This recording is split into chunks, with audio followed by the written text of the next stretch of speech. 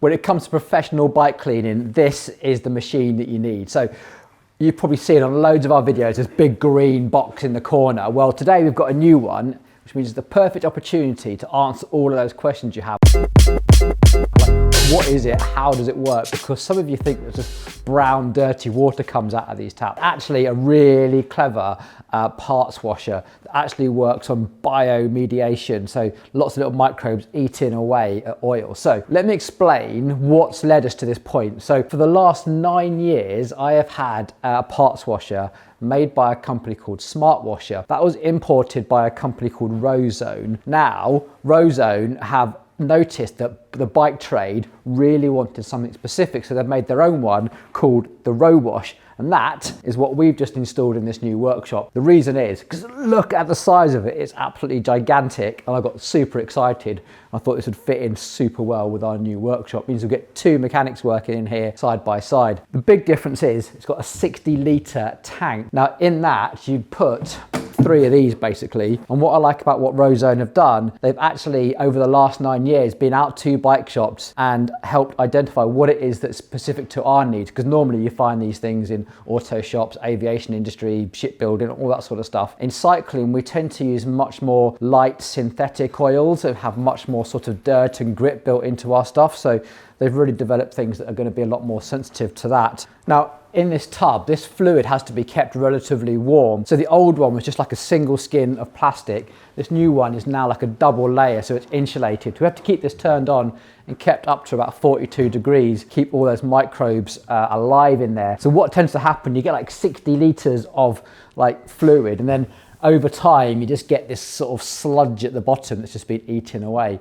It means that probably once every 18 months, even 2 years, we have to clear that sludge out, put it into a box and then take it down to the skip, as opposed to have to dispose of like biohazards all the time. It makes life in the workshop so much easier. Now what's interesting is that 60 litres gets pumped up through these. In fact, look at this, you turn this on and this new one, you get a hose here, so you can just let that dribble on whatever it is you're cleaning the whole time, and you have a brush here and a brush over here that you just turn on with the taps back here. Now this solvent is not harmful to you. It is a degreaser, so it will take the oil out of your hands, but it won't really cause any other issues as opposed to that. You should really use gloves, totally. But once this fluid is coming out of here, look how clean it is now. It won't be like that in a few months' time, I promise you. It goes through a filter, and that filter is where all the magic happens really. This goes blue side down, but I don't know if you can see in here, there we go. That is like a little refresh of all the microbes. So you put one of these filters in about once a month. They cost about 20 quid.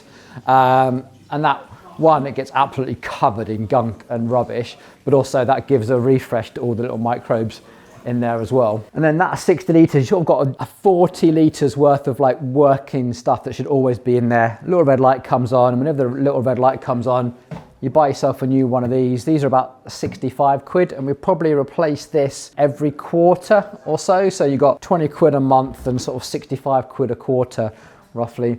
And then a fairly new product that I haven't really tried yet is a microbial booster. So if you feel like the cleaning's not as effective as it could be, you can throw one of these in. And the guys say that about once a year is about right, and I think these are about 35 quid. So I'll let you know how this goes. So let me show you the process we go through. First of all, keep our rubber gloves up here. Like I say, you don't need them. If it splashes on you, it's not going to kill you, but if you're in here, it's just going to make your hands feel really dry and horrible. What I do like is in here, there's a proper filter, so if you do have lots of little small parts, it gets caught here before the main filter. I've got a brush here, and you literally just start cleaning.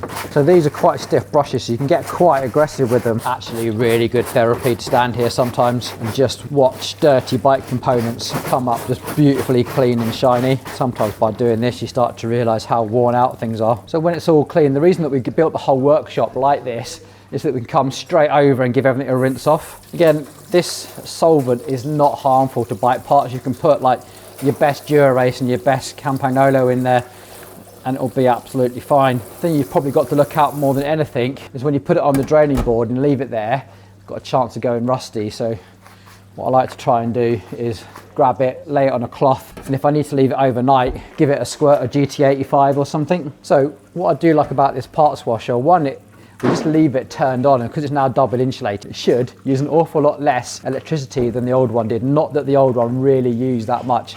And to be honest, we turned it off at night. It didn't take long to get up to 42 degrees and get everything working. But hopefully this new one, we just leave it and it should sit around 36 degrees overnight.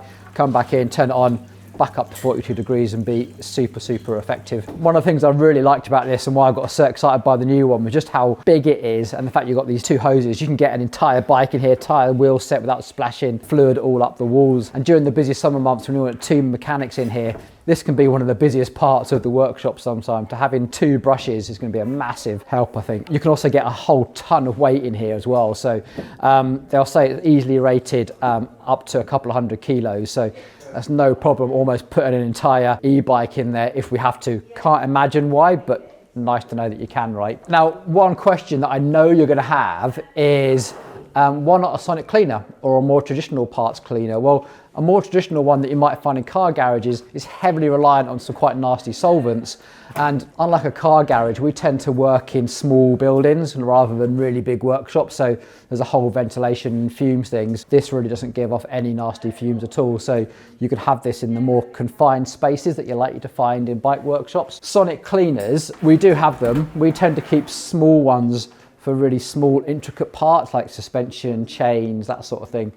But these really do require quite a lot of solvents, and you tend to throw them away. They get really filthy. You'll probably go through a litre of fluid like this probably at least once a week. They make a ton of noise, use a ton of electricity, and they're only really used in our workshop for when we have to do something meticulously clean. So it will still go in here for the first clean, get all the really nasty stuff off, and then it will go in there to make sure it's absolutely spotless before we do a wax chain or something like that. Other things in our little corner of cleaning, paper towel, really, really important. Tend to use little Wonder Wipe dispensers. These are really good. We just want to work on something just quickly and attached to the bike. Keep an emergency eye wash. This isn't harmful to eyes, but you definitely don't want it just splashing around your eyes. But there's definitely things like brake oil in there, so we keep an eye wash. And then a hand cleaning station as well. So this is the cleaner. The orange one is like a hand prep. So it's like a barrier cream.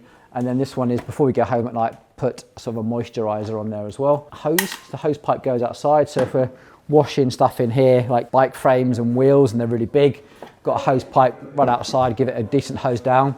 Stuff that's too big for the sink. Tons and tons of brushes for when these ones don't quite get the job done or you need something bigger. We keep a spray bottle as well. So rather than just buying a bike cleaner, we tend to buy like the big 5 litre tubs like of concentrate and then mix it down, give this a pump, and then we've got a bike cleaner we can take outside. That tends to be what we use when it's really, really filthy, like a dirty mountain bike. Outside first, give that a clean. This is for individual parts. That is for fine detail stuff. There we go. Now you know. I hope that's answered all your questions. If you do have any more questions like, will this damage my fragile components, put them down below. I'll be really happy to answer them and go through the data sheet and stuff with you. 9 years of using the old one, I've never had an issue. I'm really, really happy to use this, feel very confident in it. Any other questions, get them down. I'm really, really keen to know your thoughts and what you might use in your own workshops at home. Obviously, you're not going to be using this in your home workshop. But if you like this video, please think about subscribing, and I look forward to seeing you in the next one. Goodbye, old friend. 9 years of faithful service in use every single day. It's probably the most profitable investment I ever made.